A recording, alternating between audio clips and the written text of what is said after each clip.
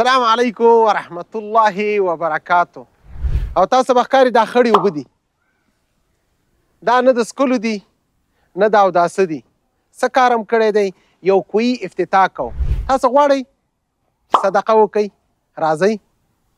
داسې ډېری ځایونه شته چې خپل مړو خپل ورثو پسې صدقه جاریه وکړو. پلچک هم ګوره ډېر خطرناک پلچک دی. اول خو دا ډېر ضرور دی چې دا جوړ شي. باید پیسه د لاس خیره ده ځي، خو زه دا ګارنټي در کوم چې دا صدقه تا وکړه چې دا ولسونه د لارې سره او د الله تعالی د کور سره تا دا صدقه وکړله. الله پاک دې قبول کړي ته. نو اوبه به یې څنګه وي مولوي صاحب؟ بمبه وهي ډېر وبخه نو. مولوي صاحب هم هوښیار دی، ثواب کې بیا ځان شاملوي.